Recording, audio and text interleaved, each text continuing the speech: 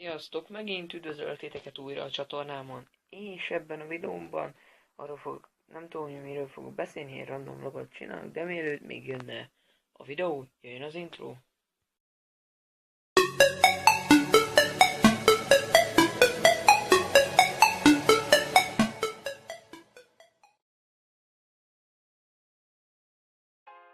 Újra, mint Kredi, és ebben a videóban eldöntöttem, hogy ezzel a videóval egy új sorozatot fogok indítani, aminek az az a címe, hogy a mindennapjaim.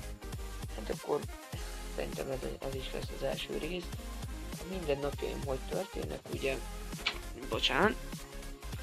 Szóval a mindennapjaim hogyan történnek, ugye minden reggel felkelek, kajálok, aztán elindulok a suliba, meg persze fel is öltözök, elindulok a suliba. Hát a suliban egyre több és több érdekes dolog szokott történni, mint például tanárok azok, hát nem is tudom mit mondjak, szóval a tanárok nem valami nagyon jók,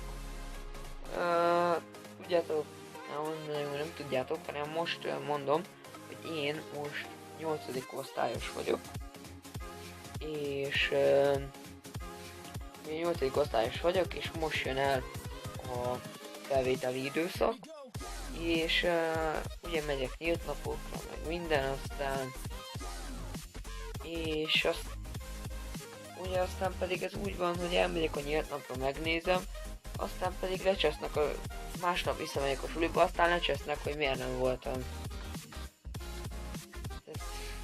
Miért nem, mert nyílt napon voltam, és még az előtt a tanárnak is szóltam, hogy elmegyek nyílt napra, de nem baj, hogy azért lecseszett. Jól van, hát ez még nem is volt akkor a baj, inkább más sem. Az osztálytársaim nagyon hülyék, és velük szoktuk inkább ilyen dolgokat csinálni.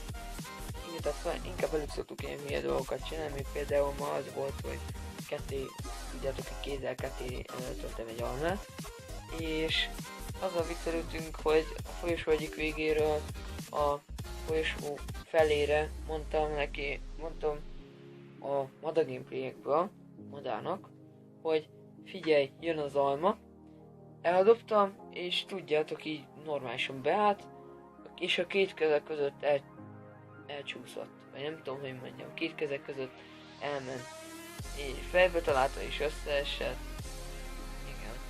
Hát a mindennapjaim, nem tudom honnan jött az a sorozat ötlet, mondjuk inkább egy kicsit a Mada Gameplaytől is, mert ő is el akar indítani majd lassan egy ilyet, ahol a mindennapjairól akar beszámolni, minimum minden nap egy videóval.